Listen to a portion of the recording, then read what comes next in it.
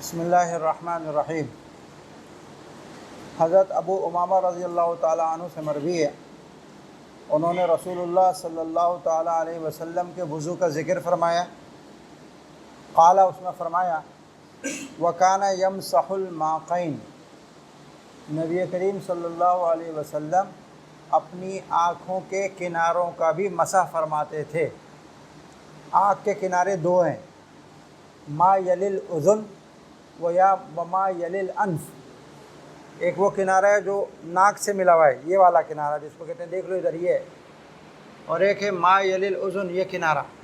ان دونوں جگہ بھی آپ وضو کرتے ہوئے اس طرح مسح فرماتے تھے تاکہ پانی جو ہے وہاں پر خشک نہ رہ جائے، اس کا کوئی جلد کا کوئی حصہ، اور پانی وہاں پر پہنچ جائے۔ ایک تو یہ آپ نے فرمایا، اور اس کے بعد فرمایا وقال، اور رسول اللہ صلی اللہ علیہ وسلم نے فرمایا الاذنان من الرأس، دونوں کان من الرأس، یہ سر کا حصہ ہے، سر کا جزء ہے۔ یہ مسئلہ کل میں نے آپ کو بتایا تھا کہ کانوں کا وظیفہ وہ مسح ہے یا غسل ہے یا مسح و غسل ہے، علی اختلاف الاقوال۔ کل میں نے آپ کو اس کا اختلاف بتا دیا تھا۔ وہیں پہ میں نے یہ بھی بتایا تھا کہ کانوں کے لیے نیا پانی لیا جائے گا یا نیا پانی لینا ضروری نہیں ہے، اس کا بھی اختلاف بتایا تھا۔ اور وہاں پر میں نے بتایا تھا کہ احناف کا استدلال الاذنان من الرأس ہے، کہ جو پانی سر کے لیے، سر کے مسح کے لیے لیا ہے، اسی کے مابقیہ پانی سے کانوں کا مسح ہوگا، کانوں کے لیے نیا پانی لینا ضروری نہیں ہے۔ احناف کا مسلک بتایا تھا نا کل میں نے، اس کی ایک دلیل یہ حدیث بھی ہے، الاذنان من الرأس۔ اور اس پہ چونکہ یہ احناف کی دلیل ہے، اس سے اس پہ اشکال کیا جاتا ہے ان حضرات کی طرف سے جو مائع جدید لینے کے قائل ہیں، جو اذنین کے لیے مائع جدید لینا ضروری سمجھتے ہیں، قرار دیتے ہیں، ان کی طرف سے اس حدیث پہ اعتراض ہے۔ دو اعتراض ہیں۔ ایک اعتراض تو یہ کہ جی الاذنان من الرأس، یہ کانوں کی خلقت بتانے کے لیے ہے۔ کیا بتانے کے لیے؟ کانوں کی خلقت۔ اس کا وضو سے کیا تعلق ہے؟ یہ بتایا جا رہا ہے کہ کان جو ہے وہ سر ہی کا ایک حصہ ہے، سر ہی کا ایک جزء ہے، خلقتاً۔ تو احناف کی طرف سے اس کا جواب یہ دیا گیا کہ نبی کریم صلی اللہ علیہ وسلم وہ میڈیکل سائنس پڑھانے کے لیے نہیں آئے تھے، ہائیجین پڑھانے کے لیے نہیں آئے تھے کہ جی انسان کے جسم کے اعضاء کیسے ہیں، کیا کام کرتے ہیں، کیا نہیں کرتے، کون سا عضو کس کے ساتھ متعلق ہے، یہ پڑھانے کے لیے نہیں آئے تھے۔ آپ شریعت بیان فرمانے کے لیے آئے تھے۔ لہٰذا جب آپ فرمائیں گے الاذنان من الرأس تو یہ شریعت کا بیان ہوگا، یہ طب کا یا جسم کا یا ہائیجین کا یا میڈیکل سائنس کا بیان نہیں ہوگا۔ یہ سمجھ رہی بات؟ آپ شرعی مسئلہ بتا رہے ہیں کہ وضو کے اندر جو حکم سر کا ہے وہی حکم کان کا ہے، باب المسح اور باب الغسل میں، باب الغسل میں۔ سمجھ رہی بات؟ جو پانی سر کے لیے لیا جائے گا، چونکہ یہ سر ہی کا ایک حصہ ہے، تو ما بقیہ من الرأس جو پانی ہے اس سے اس کا مسح کیا جائے گا، اس کے لیے نیا پانی لینے کی ضرورت نہیں۔ آپ یہ مسئلہ بتائیں گے، آپ یہ تھوڑی بتائیں گے کہ کان کا تعلق سر سے طبی طور پر ہے یا خلقی طور پر ہے، اس کے لیے آپ تشریف نہیں لائے تھے۔ دوسرا اعتراض اس کے اوپر یہاں پر خود صاحب مشکات نے نقل کر دیا، کیا ہے؟ رواہ ابن ماجہ و ابو داؤد و ترمذی وذکر قال حماد لا ادری، اس روایت کے ایک راوی ہے حضرت حماد، وہ کہتے ہیں لا ادری، مجھے یہ یاد نہیں ہے، مجھے پتہ نہیں ہے کہ الاذنان من الرأس یہ حضرت ابو امامہ کا قول ہے یا رسول اللہ صلی اللہ علیہ وسلم کا قول ہے، یعنی یہ مرفوع ہے یا موقوف، مجھے اس کی خبر نہیں، مجھے اس کا علم نہیں ہے۔ تو کہتے ہیں جب یہ مرفوع موقوف میں تردد ہو گیا تو آپ استدلال کیسے کر سکتے ہیں اس سے؟ اعتراض سمجھ میں آیا؟ اس کا جواب دو ہے۔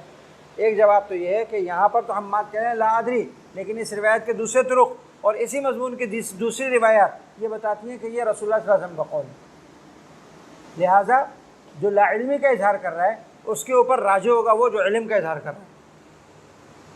نمبر دو، اگر ہم تسلیم بھی کر لیں کہ حضرت ابو امامہ کا قول ہے، ہم تسلیم کر لیتے ہیں، تو مجھے بتائیے یہ مدرک بالقیاس ہے یا غیر مدرک بالقیاس ہے؟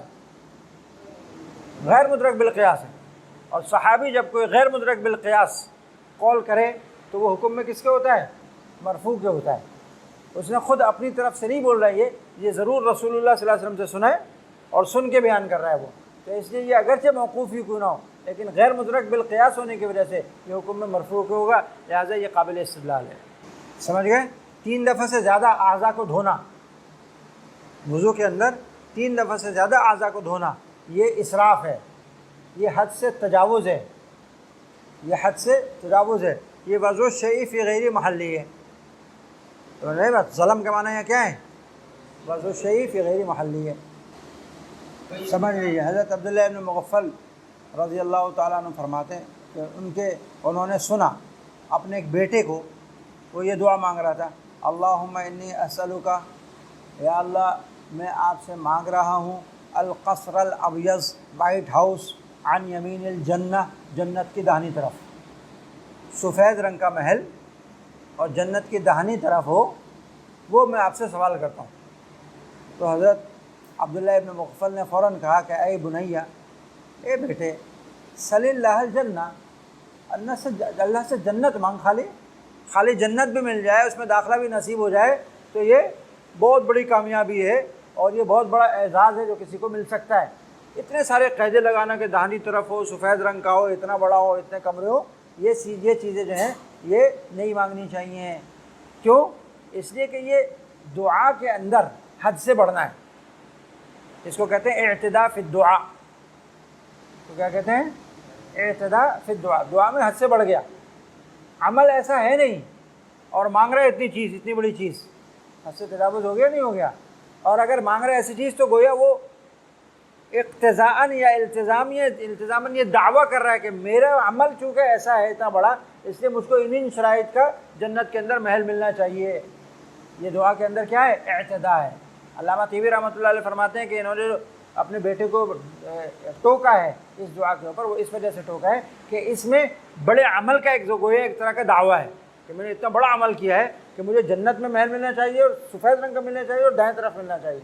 تو عمل کے اوپر بھروسہ کرنا یا عمل کے اوپر اس طرح کا ادعا کرنا یہ اعتداء فی الدعا ہے. تو انہوں نے فرمایا کہ نہیں کرو، صرف جنت مانگو اور صرف جہنم سے پناہ مانگو. اس لیے کہ میں نے رسول اللہ صلی اللہ علیہ وسلم کے فرماتے ہوئے سنا ہے کہ اس امت کے اندر کچھ لوگ ہوں گے ایسے جو وضو کے اندر بھی حد سے تجاوز کریں گے اور دعا میں بھی حد سے تجاوز کریں گے. وضو میں حد سے تجاوز کیا ہے؟ ابھی گزرا ہے، 3 دفعہ سے زیادہ دھونا. الولہان، جو وضو میں وسوسہ ڈالتا ہے نا جو شیطان، وہ ایک خاص قسم کا شیطان ہے، خاص نوع ہے شیطان کی جو وضو کے اوپر متعین ہے کہ جو بھی وضو کرے اس کو وسوسہ ڈالو کہ آج تیرا یہ وضو خشک رہ گیا، او فلاں کام تو نے نہیں کیا. اس شیطان کا نام ہے ولہان. جس کا نتیجہ کیا ہوتا ہے؟ آدمی 3 دفعہ سے زیادہ، 4 دفعہ، 5 دفعہ، 6 دفعہ پھر وضو کو کیا کہتا ہے؟ دھوتا ہے. اور دھونے کی وجہ سے وہ کس میں مبتلا ہو جاتا ہے؟ اعتداء فی الوضو میں مبتلا ہو جاتا ہے اور اس کا اجر و ثواب ضائع ہو جاتا ہے. اجر و ثواب ملنے کے بجائے اسراف کا گناہ اس کے سر چلا جاتا ہے. تو یہ شیطان یہاں کے وسوسہ ڈالتا ہے. اس کے شیطان کا نام کیا ہے؟ الولہان.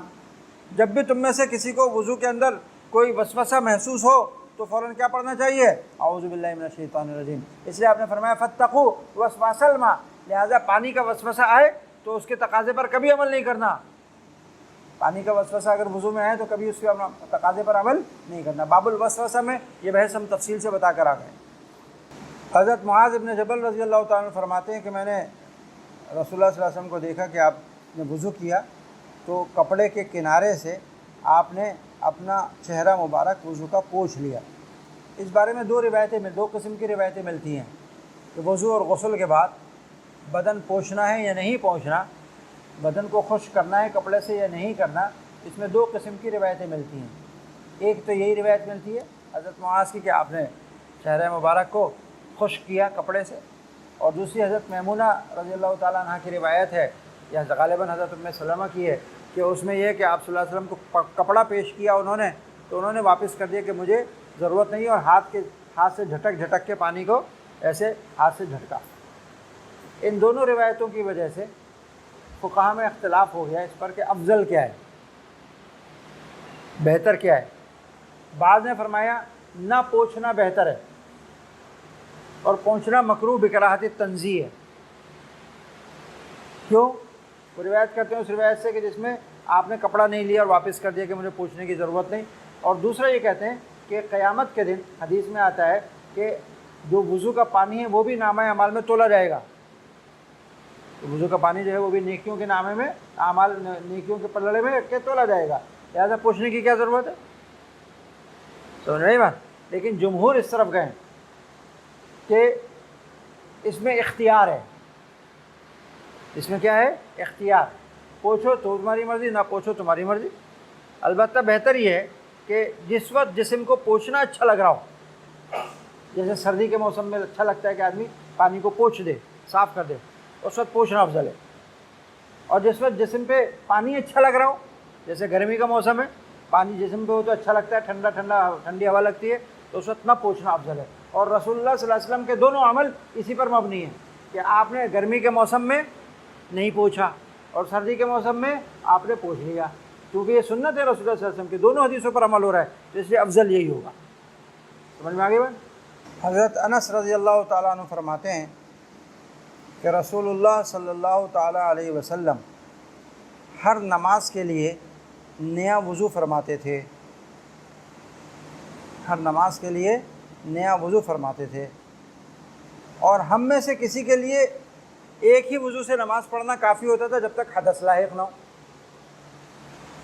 جب تک وضو نہ ٹوٹے اسی وضو سے ہم متعدد نمازیں پڑھ سکتے تھے۔ اس میں علماء کا اختلاف ہے کہ نبی کریم صلی اللہ تعالیٰ علیہ وسلم جو ایک ہی وضو سے ایک نماز پڑھتے تھے، ہر نماز کے لیے نیا وضو فرماتے تھے، یہ وجوباً تھا آپ کے لیے یا استحباباً؟ یہ آپ کے لیے وجوباً تھا یا استحباباً؟ اس میں اختلاف ہے۔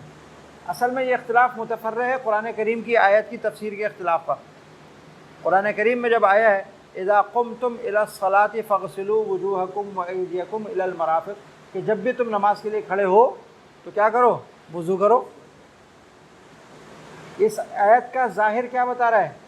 سب کے لیے ضروری ہے کہ جب بھی نماز کا ارادہ کریں تو نیا وضو کریں، چاہے پہلے حدث ہو یا نہ ہو۔ یہ ظاہر بتا رہے نہیں بتا رہا؟ تو اس کے بارے میں بھی علماء کے اقوال مختلف ہیں کہ اس آیت میں جو کہا گیا ہے اذا قمتم الی الصلاۃ، اس کا کیا مطلب ہے، اس کی کیا تفسیر ہے؟ بعض حضرات یہ فرماتے ہیں کہ ابتدا میں تو یہی حکم تھا سب کے لیے وجوباً کہ جب نماز کے لیے کھڑے ہوں تو وضو کریں تازہ۔ بعد میں سہولت آئی، بعد میں کیا آئی؟ سہولت آئی، اور حکم آ گیا کہ جب تک حدث لاحق نہ ہو وضو چل سکتا ہے۔ لیکن یہ سہولت سب کے لیے تھی یا صرف امت کے لیے تھی، رسول اللہ صلی اللہ علیہ وسلم کے لیے تھی؟ پھر اس میں اختلاف ہے۔ بعض علماء کا کہنا یہ ہے کہ رسول اللہ صلی اللہ علیہ وسلم کے لیے اب بھی اذا قمتم الی الصلاۃ وجوباً تھا، امت کے لیے کب تک وضو کی اجازت تھی؟ جب تک حدث لاحق نہ ہو، اس وقت تک اسی وضو سے نمازیں پڑھتے رہے۔ اور بعض حضرات کا فرمانا ہے نہیں، نبی کریم صلی اللہ علیہ وسلم ایسا استحباباً فرماتے تھے۔ ایسا کیا کرتے تھے؟ استحباباً۔ چنانچہ ہمارے مشائخ میں سے حضرت علامہ انور شاہ کشمیری رحمۃ اللہ علیہ اذا قمتم الی الصلاۃ کی تفسیر میں فرماتے ہیں، علامہ کشمیری فرماتے ہیں کہ اذا قمتم الی الصلاۃ میں ہر نماز کے لیے نیا وضو کرنا پہلے وجوبی تھا، بعد میں وجوب ختم ہو گیا، استحباب اب بھی باقی ہے۔ ہر نماز کے لیے نیا وضو کرنے کا استحباب اس آیت کی روح سے اب بھی باقی ہے۔ اب امر استحبابی ہے، کس قرینے سے؟ احادیث کے قرینے سے۔ احادیث میں چونکہ صراحت آ گئی کہ اب ہر نماز کے لیے نیا وضو نہیں ہے، تو وجوب تو ختم ہو گیا، اب کیا ہوگا؟ استحباب ہوگا۔ اس کا بات سمجھ میں آ گئی؟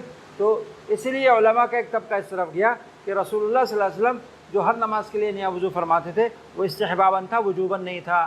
اور بعض نے فرمایا نہیں، وجوباً تھا، بعد میں آپ سے بھی اس کا وجوب ساقط کر دیا گیا، بعد میں آپ پر بھی واجب نہیں رہا۔ اور دلیل اس کی کیا ہے؟ دلیل اس کی ہے حضرت عمر فاروق رضی اللہ تعالیٰ عنہ کی روایت جو بخاری میں آئی ہے کہ ایک دن انہوں نے دیکھا کہ رسول اللہ صلی اللہ علیہ وسلم نے ایک ہی وضو سے 5 وقت کی نماز پڑھی، فجر، ظہر، عصر، مغرب، عشاء۔ تو حضرت عمر نے عرض کیا کہ یا رسول اللہ، آج آپ نے ایسا کام کیا جو اس سے پہلے کبھی نہیں کیا، ایک ہی وضو سے آپ نے ساری نمازیں پڑھی۔ تو آپ نے فرمایا تھا عمدن صنعتہ یا عمر، اے عمر یہ تو میں نے جان بوجھ کر کیا تاکہ تم کو مسئلہ معلوم ہو جائے کہ میرے اوپر بھی واجب نہیں ہے ہر نماز کے لیے وضو کرنا، میں استحباباً وضو کرتا ہوں۔ سمجھ میں آ گئی بات؟ یہ قصہ ہے محمد ابن یحییٰ ابن حبان، یہ کہتے ہیں کہ میں نے عبید اللہ ابن عبداللہ ابن عمر رضی اللہ تعالیٰ عنہما حضرت عمر کے پوتے ہیں، حضرت عبداللہ کے بیٹے ہیں، ان سے پوچھا کہ مجھے بتائیے کہ کیا آپ نے کبھی دیکھا ہے کہ حضرت عبداللہ ابن عمر کیسے وضو کرتے ہیں؟ ہر نماز کے لیے نیا وضو کر رہے ہیں، ہر نماز کے لیے نیا وضو کر رہے ہیں، طاہرن کانا وغیرہ طاہر، چاہے ان کا وضو ٹوٹا ہو یا نہ ٹوٹا ہو، وہ ہر نماز کے لیے وضو کرتے ہیں۔ عمن اخذہ، انہوں نے یہ عمل کہاں سے لیا ہے، یہ کس سے یہ عمل لیا انہوں نے؟ تو قالا، تو عبید اللہ نے عرض کیا، بتایا کہ حدثتہ اسماء بنت زید ابن الخطاب، انہیں حدیث سنائی تھی، بیان کی تھی رسول اللہ صلی اللہ علیہ وسلم کی حضرت اسماء بنت زید بن الخطاب نے، کیا کہ عبداللہ ابن حنظلہ ابن ابی عامر جو غسیل الملائکہ کے نام سے مشہور ہیں، انہوں نے یہ حدیث بیان کی تھی کہ رسول اللہ صلی اللہ علیہ وسلم کو حکم دیا گیا تھا وضو کرنے کا لکل صلاۃ، ہر نماز کے لیے، طاہرن کانا او غیر طاہر، چاہے آپ کا وضو ٹوٹا ہو یا نہ ٹوٹا ہو، آپ کو حکم تھا کہ آپ ہر نماز کے لیے نیا وضو کریں۔ ابھی میں نے بتایا نا آپ کو، ابتدا میں آپ کے اوپر یہی حکم تھا، بعد میں منسوخ ہو گیا۔ فلما، پھر جب شق علی ذالک علی رسول اللہ صلی اللہ علیہ وسلم، آپ کے اوپر یہ بھاری پڑنے لگا حکم ہر نماز کے لیے نیا وضو کرنے کا، تو امر بالسواک عند کل صلاۃ، ہر نماز کے لیے وضو کا حکم کر دیا گیا، ووضع عنہ الوضوء الا من حدث، اور وضو کا جو حکم تھا اس میں اب سہولت کر دی گئی کہ جب تک حدث لاحق نہ ہو آپ کو وضو کرنے کی ضرورت نہیں۔ یہ تو حدیث ہو گئی نا یہاں تک۔ اب آگے عبید اللہ کہہ رہے ہیں کہ میرے والد عبداللہ ابن عمر، ان کا خیال یہ تھا کہ ان بہ قوہ، کہ وہ تو جوان ہیں، طاقتور ہیں، ان کے اندر تو طاقت ہے کہ وہ یہ کام کر سکتے ہیں، ففعلہ، اس لیے وہ اس کو کرتے رہے، حتی ماتا، یہاں تک کہ ان کی وفات ہوئی۔ حضرت عبداللہ ابن عمر سمجھتے تھے کہ رسول اللہ صلی اللہ علیہ وسلم تو مشقت ہو گئی تھی ان کے اوپر، میرے اوپر مشقت نہیں، میں کر سکتا ہوں، لہٰذا میں ہر نماز کے لیے نیا وضو کروں گا۔ سمجھ میں آئی بات؟ یہ وہی مسئلہ ہے جو میں نے ابھی آپ کو بتا دیا کہ اس کا استحباب تو اب بھی موجود ہے، وجوب کیا ہو گیا؟ ما ھذا الصرف، یہ کیا اسراف ہو رہا ہے، اے سعد وضو میں کیا پانی کا فضول خرچی کر رہے ہو تم؟ تو انہیں تعجب ہوا کہ اسراف تو مال میں ہوتا ہے، پانی میں اسراف کہاں سے؟ تو انہوں نے فرمایا افی الوضوء اسراف یا رسول اللہ، کیا وضو میں بھی اسراف ہوتا ہے؟ آپ نے فرمایا نعم وان کنت علی نہر جار، اگرچہ تم کسی بہتے دریا کے کنارے بیٹھے ہو اور وضو کر رہے ہو، اگر 3 دفعہ سے زیادہ دھو گے تو یہ بھی کیا ہے؟ اسراف ہے۔ حرک خاتمہ فی اصبعہ، آپ کے انگلی مبارک میں جو انگوٹھی تھی اس کو آپ حرکت دیا کرتے تھے، آپ کی انگلی مبارک میں جو انگوٹھی تھی آپ اس کو حرکت دیا کرتے تھے۔ یہاں پر اس حدیث کا عبارت النص تو یہی ہے کہ اگر کسی کے انگلی میں انگوٹھی ہے اور وہ وضو کر رہا ہے تو اس کو چاہیے کہ انگوٹھی کے نیچے پانی پہنچانے کا اہتمام اس کو حرکت دے کے کرے، کہ جس سے یقین ہو جائے، ظن غالب ہو جائے کہ انگوٹھی کے نیچے پانی پہنچ گیا۔ صحیح ہے؟ لیکن یہیں پہ دوسرا مسئلہ یہ بھی سمجھ لو کہ انگوٹھی پہننے کا حکم کیا ہے۔ بعض لوگ انگوٹھی پہننا سنت سمجھتے ہیں اور انگلی میں انگوٹھی ڈالتے ہیں، تو سمجھ لیجئے کہ نبی کریم صلی اللہ تعالیٰ علیہ وسلم نے انگوٹھی ایک ضرورت کی وجہ سے پہنی تھی، جس کا ذکر بخاری شریف میں آتا ہے۔ وہ یہ کہ جب رسول اللہ صلی اللہ علیہ وسلم نے ملوک کو، بادشاہوں کو، حکمرانوں کو تبلیغی خطوط ارسال کرنے کا ارادہ فرمایا تو آپ کو بتایا گیا کہ یا رسول اللہ یہ لوگ خطوط کو اس وقت تک قبول نہیں کرتے جب تک اس پہ خط بھیجنے والے کی مہر نہ لگی ہوئی ہو، اور اس زمانے میں مہر وہ انگوٹھی میں ہوا کرتی تھی، مہر جو تھی کس میں ہوتی تھی؟ انگوٹھی میں۔ تو آپ صلی اللہ علیہ وسلم نے پھر اپنے لیے ایک انگوٹھی بنوائی جس کا نقش تھا محمد الرسول اللہ، اس کا نقش کیا تھا؟ محمد الرسول اللہ، اس میں بھی اللہ اوپر تھا، اس کے نیچے رسول تھا اور اس کے نیچے محمد تھا، یعنی نیچے سے پڑھو اس کو، محمد الرسول اللہ، یہ نقش تھا۔ اور وہ انگوٹھی آپ نے پہنی، جب بھی آپ کو خط بھیجتے تھے تو اس انگوٹھی سے آپ مہر لگایا کرتے تھے، چنانچہ جتنے بھی خطوط ملوک اور بادشاہوں کو بھیجے گئے اس میں یہی مہر لگی ہوئی تھی۔ تو اس سے معلوم ہوا کہ نبی کریم صلی اللہ علیہ وسلم کی عام سنت انگوٹھی پہننے کی نہیں تھی، آپ نے ایک ضرورت کے تحت انگوٹھی بنوائی تھی، اور وہ ضرورت کیا تھی؟ مہر لگانا۔ آج مہر لگانے کے لیے انگوٹھی کی ضرورت ہے؟ آج تو مہر الگ سے آتی ہے، انگوٹھی میں رکھنے کی ضرورت ہی نہیں۔ لہٰذا اب انگوٹھی پہننا چونکہ معلوم بعلت تھا، اس علت کے ساتھ تھا، وہ علت نہیں پائی گئی، لہٰذا اب انگوٹھی بھی نہیں۔ اور اگر بالفرض انگوٹھی میں مہر ہو بھی تو صرف ان لوگوں کے لیے ہوگی جو لوگ حکام ہیں، کسی ادارے کے سربراہ ہیں، جن کو خطوط لکھنے کی ضرورت پیش آتی ہے، جن کو سندیں جاری کرنے کی ضرورت پیش آتی ہے، جن کو جو ہے اجازت دینے کی ضرورت پیش آتی ہے مختلف چیزوں کے اوپر، ان کے لیے پھر انگوٹھی کی ضرورت ہوگی۔ عام آدمی کے لیے انگوٹھی کی ضرورت نہیں ہے، جو اس قسم کی مہریں لگانے کی جس کو ضرورت ہے اس کو انگوٹھی کی بھی ضرورت نہیں۔ لہٰذا یہ سمجھنا کہ انگوٹھی پہننا یہ سنت ہے، سنت نہیں ہے۔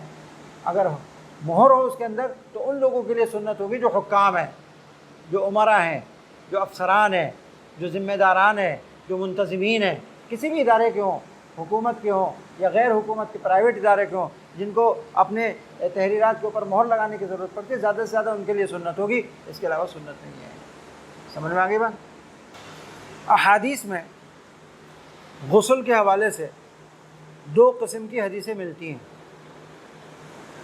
ایک حدیث تو ملتی ہے کہ اگر کسی شخص نے اپنی بیوی سے استمتاع کیا، جماع کیا، ہم بستری کی، لیکن انزال نہیں ہوا تو بھی اس کے اوپر غسل واجب ہے، جیسے کہ حدیث ابی ہریرہ میں آیا کہ جلس بین شعابہ الاربعہ، کہ اپنی بیوی کے ہاتھ پاؤں کے درمیان بیٹھا، جہدہا، استمتاع کیا، ولم ینزل، اور نہ انزلہ اور ینزل، چاہے انزال ہوا یا نہیں ہوا، فقط وجب الغسل، دونوں غسل کرنا پڑے گا۔ ایک حدیث یہ ہے۔ اور دوسری حدیث ہے جو اس کے بعد ہے، انما الماء من الماء، حضرت ابو سعید خدری کی حدیث ہے، انما الماء من الماء، پہلے ماء سے غسل مراد ہے اور دوسرے ماء سے انزال مراد ہے، کہ غسل تو واجب ہوگا صرف انزال کی صورت میں۔ انما حرف کلمہ حصر ہے کہ وجوب غسل صرف کس صورت میں ہوگا؟ صرف انزال کی صورت، اگر انزال نہیں ہو تو غسل واجب نہیں ہوگا۔ احادیث کے اس اختلاف کی وجہ سے حضرات صحابہ کرام میں اختلاف تھا۔ کیا اختلاف تھا؟ کہ اکسال کی صورت میں غسل واجب ہوگا یا نہیں۔ اکسال، ایک ہوتا ہے انزال اور ایک ہوتا ہے اکسال، کاف سے۔ اکسال اسی کو کہتے ہیں کہ جماع کیا لیکن انزال نہیں ہوا۔ حضرات مہاجرین اور انصار میں سے بہت سے صحابہ کرام وہ یہ فتویٰ دیا کرتے تھے، اس بات کے قائل تھے کہ ایک سال میں غسل واجب نہیں ہے۔ حضرت زید بن ثابت، حضرت ابی، حضرت عثمان غنی، یہ جیسے بڑے بڑے نام ہیں نا صحابہ کرام کے، یہ کہتے تھے ایک سال میں غسل نہیں ہے۔ اور حدیث کیا پیش کرتے تھے؟ انما الماء من الماء، حضور پاک صلی اللہ علیہ وسلم نے فرمایا۔ بہت سے تو اپنے واقعات بھی پیش کرتے تھے، لعلنا عجلناک، نبی کریم صلی اللہ علیہ وسلم ایک صحابی کے پاس گئے، آواز دی، سلام کیا، نہیں جواب ملا تو آپ واپس آ گئے، تو وہ صحابی جلدی سے آئے کہ یا رسول اللہ میں آپ کو جواب نہیں دے سکا، حالانکہ سنا تھا، میں حاضر ہو گئے۔ تو آپ نے فرمایا لعلنا عجلناک، شاید تم اپنی اہلیہ کے ساتھ مصروف تھے، ہم نے تم کو اجرت میں مبتلا کر دیا۔ تو انہوں نے کہا کہ یا رسول اللہ ایسا ہی ہے۔ تو آپ نے فرمایا اگر انزال نہ ہو تو غسل کرنے کی ضرورت نہیں، خالی وضو کر لینا کافی تھا۔ یہ ساری وہ حدیثیں جن سے وہ استدلال کرتے تھے کہ ایک سال میں غسل نہیں ہے۔ نبی کریم صلی اللہ علیہ وسلم کے زمانے میں یہ دونوں صورتحال چلتی تھی صحابہ میں۔ حضرت ابو بکر صدیق رضی اللہ تعالیٰ عنہ کے دور میں بھی دونوں قسم کے فتوے دیے جا رہے تھے۔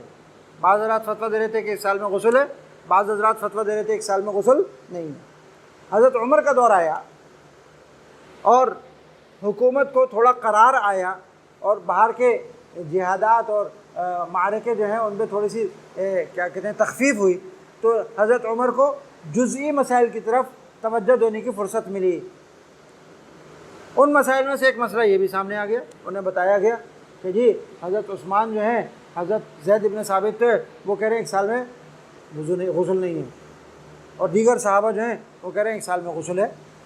تو ایک ہی مسئلے کے بارے میں رسول اللہ صلی اللہ علیہ وسلم کے صحابہ کرام ایسے اختلاف کریں جس سے انتشار کا اندیشہ ہے، اس مسئلے کو حل کریں۔ تو حضرت عمر نے ایک مجلس شورا بنائی تھی، کبار صحابہ کرام تھے، اس میں فقہاء صحابہ کرام تھے، عشرہ مبشرہ تھے، اس کو بلا لیا انہوں نے کہ آؤ بھائی اس مسئلے کو حل کرو، یہ اختلاف ہو رہا ہے۔ تو حضرت عمر کو مشورہ دیا گیا کہ اس میں رسول اللہ صلی اللہ علیہ وسلم کا آخری عمل کیا تھا وہ دیکھنا چاہیے. حدیثیں تو دونوں ہیں، آخری عمل کیا تھا یہ دیکھنا پڑے گا، تاکہ آخر کو ناسخ اور جو اس سے پہلے کا اس کو منسوخ قرار دے کے کوئی ایک فیصلہ نافذ کر دیا جائے، ایک فتویٰ نافذ کر دیا جائے. اس کا پتہ کیسے چلے گا؟ ان حضرات نے کہا حضرات ازواج مطہرات سے پوچھیں، وہ بتائیں گی. تو حضرت عمر نے سب سے پہلے حضرت حفصہ اپنی صاحبزادی کے پاس پیغام بھیجا کہ بھائی یہ مسئلہ ہو رہا ہے، تم بتاؤ رسول اللہ صلی اللہ علیہ وسلم کا آخری عمل کیا تھا، آپ کا کوئی قول کوئی عمل آخر تمہارے علم ہو. تو انہوں نے کہہ دیا لا ادری، مجھے نہیں پتہ، سلوا عائشہ، حضرت عائشہ سے پوچھو ان کو پتہ ہوگا. چنانچہ حضرت عمر نے پھر حضرت عائشہ کی خدمت میں بھیجا تو انہوں نے فرمایا ہاں مجھے پتہ ہے. قال رسول اللہ صلی اللہ علیہ وسلم اذا جاوز الختان الختان فقط وجب الغسل. کیا حدیث سنائیں کہ نبی کریم صلی اللہ علیہ وسلم نے یہ ارشاد فرمایا ہے کہ جب ختان سے تجاوز کرے، ختنہ ایک موضع ختنہ دوسرے موضع ختنہ کو تجاوز کرے تو غسل واجب ہو جاتا ہے، انزل او لم ینزل، انزال ہو یا نہ ہو. جب یہ حدیث آ گئی تو حضرت عمر اور تمام صحابہ کرام نے یہ طے کر لیا کہ یہ حدیث ناسخ ہے اور پچھلے سارے جو دوسری حدیثیں منسوخ ہیں. انما الماء من الماء منسوخ ہے. سمجھ میں آ گئی بات؟ اور حضرت عمر نے یہ خلیفہ کا امر خلافت جاری کر دیا کہ اگر کوئی اس کے خلاف فتویٰ دے گا تو اس کو سزا ملے گی.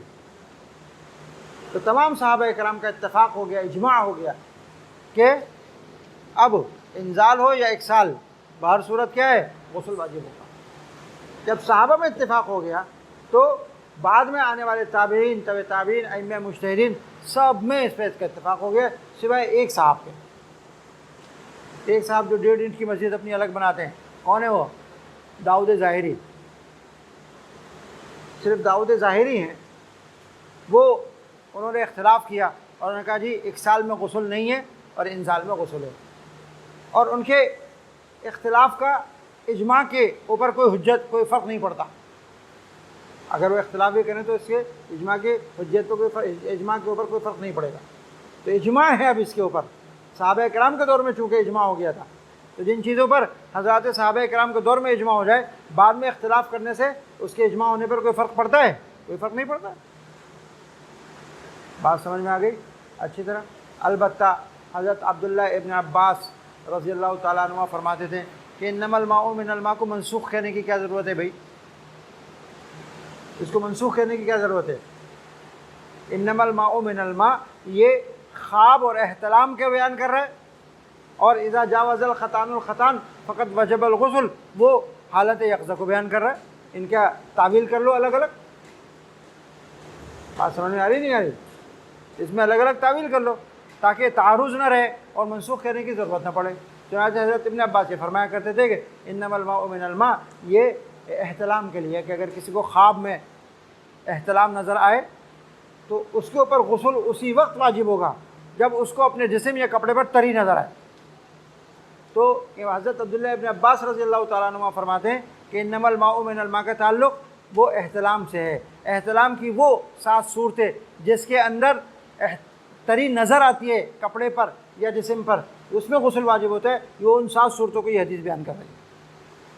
ارے بات سمجھ میں آ گئی؟ حضرت ام سلمہ رضی اللہ تعالیٰ عنہ سے روایت ہے، فرماتی ہیں کہ نبی کریم صلی اللہ علیہ وسلم کی خدمت میں حضرت ام سلیم آئیں. مشہور صحابی ہیں ام سلیم رضی اللہ تعالیٰ عنہ، انصاریہ ہیں. انہوں نے عرض کیا کہ یا رسول اللہ ان اللہ لا یستحی من الحق، اللہ تعالیٰ حق بیان کرنے سے، شریعت بیان کرنے سے نہیں رکتا.